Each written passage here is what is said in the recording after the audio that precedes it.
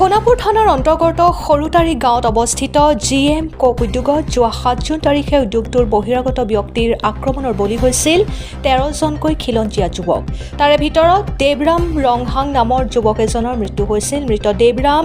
ৰংহাঙক আক্ৰমণ কৰা সকলক যাতে প্ৰশাসনে উচিত শাস্তি প্ৰদান কৰে তাৰ বাবে আজি সোনাপুৰত বিভিন্ন দল সংগঠনৰ এখনি জৰুৰী সভা অনুষ্ঠিত হয়। উক্ত সভাৰ অন্তত ডিমৰীয়াৰ ভিন্ন দল সংগঠনে এক সংবাদমেল সম্বোধন কৰে। Bureau report Arunodoi Assam. অৱগত কৰিছে তাৰ উপৰঞ্চিও আমাৰ যেটো দাবী এই মূল দাবীটো হৈছে যিজন মৃত্যু হাপতিবলগীয়া হ'ল আৰু যিসকল ব্যক্তি মৰিব মানে মাৰ খাবলগীয়া হ'ল আৰু ইয়াৰ ভিত্তিত আমি ডিমৰীয়া খিলঞ্জীয়া সংগঠনসমূহ জনজাতি সংগঠনসমূহ একত্ৰিত হয় আমি সোনাপুৰ আৰক্ষী থানাত ঘটনাটো হৈছিল আপোনাৰ 7 জুন তাৰিখে 8:30 মান বজাত ৰাতি আৰু তাৰ পিছদিনা এজন দেৱৰাম ৰংহাং দেৱে মৃত্যুক মানে আকোৱালি ল'ব লগা হ'ল আৰু তাৰ লগে লগে সমগ্ৰ ডিমৰীয়া ৰাইজে স্বতঃস্ফূৰ্তভাৱে তাত ইণ্ডাষ্ট্ৰীৰ সন্মুখত গৈ তলাবন্ধা কাৰ্যসূচী লোৱা হৈছে। তাৰ ৰাস্তা কাটি দিয়া ৰাস্তা কাটি ফেক্টৰী বন্ধ কৰা কাৰ্যসূচী লোৱা হৈছিল। ইয়াৰ লগে লগে সোনাপুৰ আৰক্ষী থানাত সমগ্ৰ ডিমৰীয়া খিলঞ্জীয়া ৰাইজ একত্ৰিত হয় আৰু আলোচনা এটা মিলিত হয়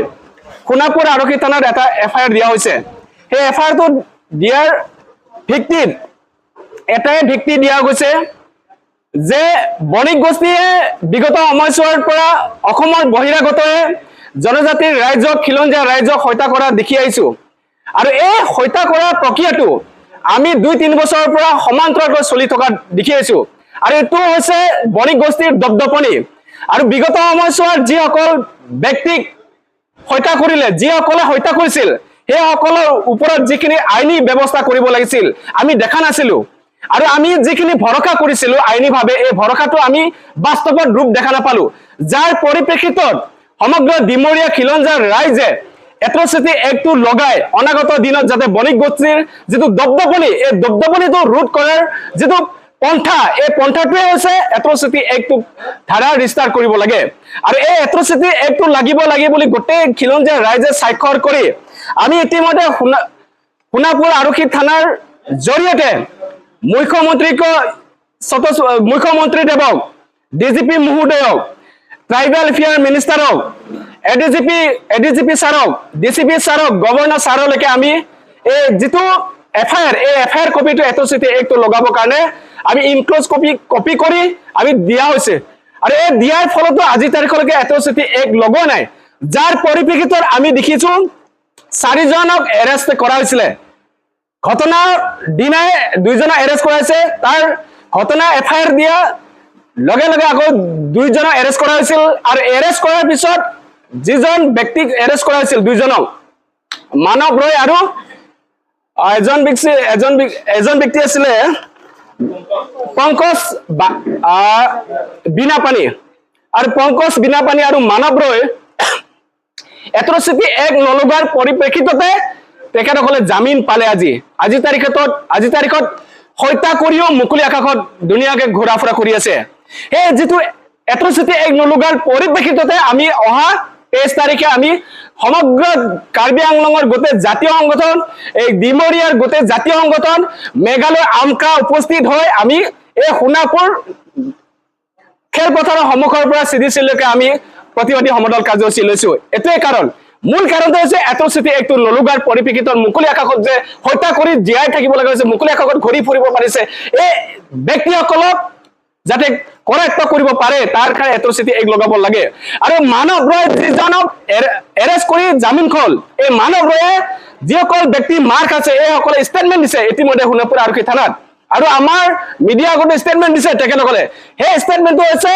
মানৱ ৰয়ে উচতনি আৰু কাল্পিকজন হৈছে যিজন মেনেজাৰ এই মেনেজাৰ হৈছে মানৱ ৰয় আৰু এজনক অতি শীঘ্ৰে কৰেক্ট কৰিব লাগে আৰু এট্ৰচিটি এক্টটো লগাব লাগে যদি এট্ৰচিটি এক্ট নালাগে আমাক আস্থা দিছে সোনাপুৰ আৰক্ষী থানা DCP ছাৰে আস্থা দিছে এই আস্থাত আমি আজি তাৰিখলৈ ৰৈ আছো কিন্তু সময় বাগৰি গৈ আছে আজি তাৰিখলৈ এট্ৰচিটি এক্ট ৰিষ্টাৰ্ট হোৱা নাই যাৰ পৰিপ্ৰেক্ষিতত আমি ৰাজপথৰ আন্দোলন কৰিম তাৰ পিছতো যদি কোনো ব্যৱস্থা গ্ৰহণ নকৰে তেতিয়াহলে আমি DCP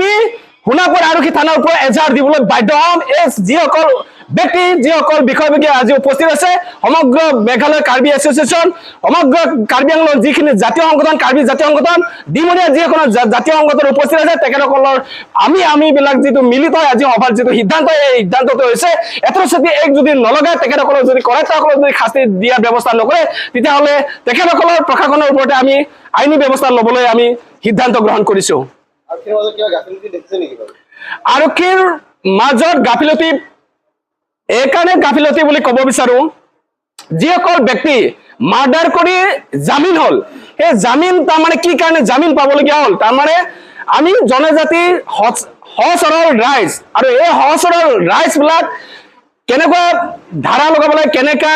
কেছ কৰিব লাগে, কেনেকা আইনত যাব লাগে, এইবিলাক নাজানো। আৰু যাৰ কাৰণে আৰক্ষী ৰখা হৈছে, প্ৰশাসন আছে, প্ৰশাসন বিভাগ আছে, আৰু এই প্ৰশাসন বিভাগ আজি যাৰ প্ৰশাসনে ব্যৱস্থা নোলোৱাৰ পৰিপ্ৰেক্ষিততে আজি জামিন হ'ল। আৰু এই জামিন লোৱা